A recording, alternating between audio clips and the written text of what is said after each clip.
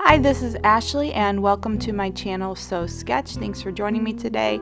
I am going to be painting a sympathy card and we're sort of mixing up the washes right now. Let's go through the colors that I'm using. This is the Lukas 1862 professional watercolor set. You can use whatever you have, but I'm using genuine rose, indigo, light yellow ochre, green gold, and dioxazine violet. So I've got my kind of washes pre-made. That's really helpful if you're doing a fast watercolor. Oh, and I had grabbed a little bit of the cobalt teal, but I kind of had mixed that with the green gold, and I don't think I ended up using that. So that's helpful if you want to do a really fast card. So we're going to be doing a wet and a wet technique.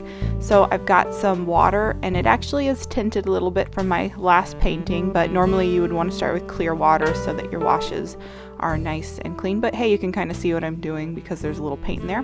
So I kind of just sketched out some swervy lines in the shape of a rose, and I'm just dropping in that rose color from my paints to sort of fill it in.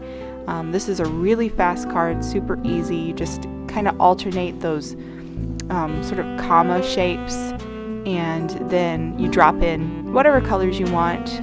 Because it's already wet, it's going to blend really nicely and kind of does all the work for you. This card's super easy in the sense that it's not a lot of like drawing and sketching beforehand. And what I'm kind of doing is, as it's drying, as I'm going back with a little bit more of that concentrated rose wash and sketching in some lines to give the appearance of those petals. Look at that, that is so cool how it just sort of flows around. This one I'm doing a little bit more intensely, just so it stands out from the other rose. And dropping in more of that light yellow ochre. Everyone says yellow ochre is the magic color, kind of just warms everything up, makes it look like there's sunlight on it. Sketching in a few extra petals and just deepening some parts here.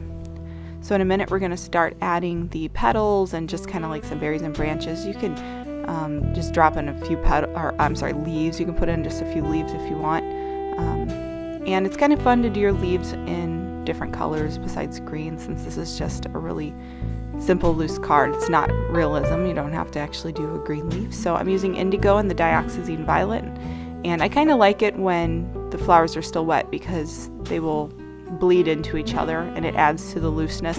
I tend to paint very tight, and sometimes I really like that I paint really tightly. I wish that I could loosen up, and so doing cards like this is nice because I'm not sketching.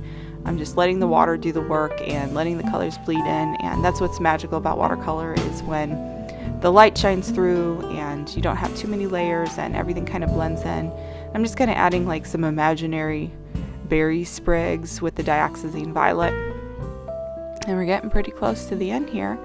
And this is a card for someone who has just lost a pet. I was inspired by this little expression that I saw, no rain, no flowers, about, how, the sadness contrasts the joy in our lives. I just thought that was really beautiful. So I'm using my bone folder just to crimp it down, and there's my brush lettering. There's the finished card. Thank you so much for watching and have a great day.